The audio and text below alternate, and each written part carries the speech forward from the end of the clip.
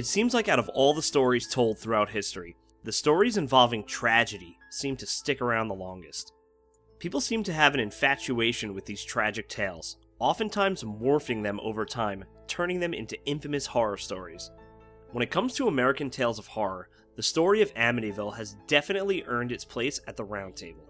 All stories have a beginning, and the Amityville Horror begins in a small town of Amityville, located on Long Island, New York. On November 13, 1974, the house found at 108 Ocean Avenue turned from a family home to a ghastly murder scene.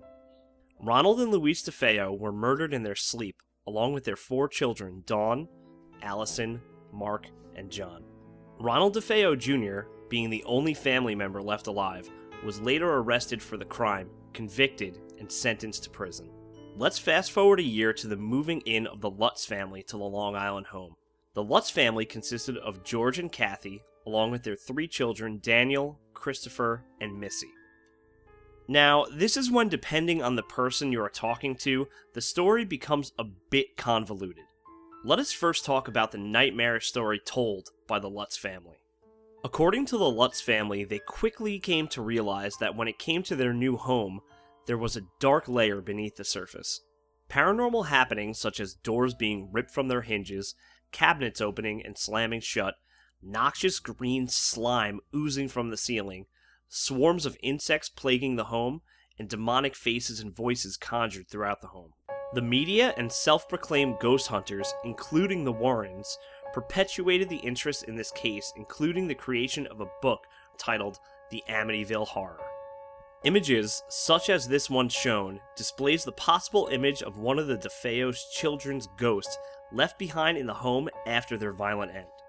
Now, like most stories, it is important to dig a little deeper into the details to legitimize claims, especially such fantastical ones. The word hoax has always surrounded the Amityville case.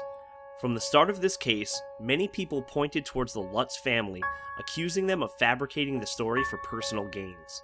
Discoveries such as the doors and hinges being the home's original, to alleged claims to the police that never occurred, to weather patterns described during the night not matching, all point towards this story being simply made up. The nail in the coffin was a discussion with William Weber, who was Ronald DeFeo Jr.'s lawyer, in which he described creating the story in collaboration with the Lutzes for publicity and monetary gain.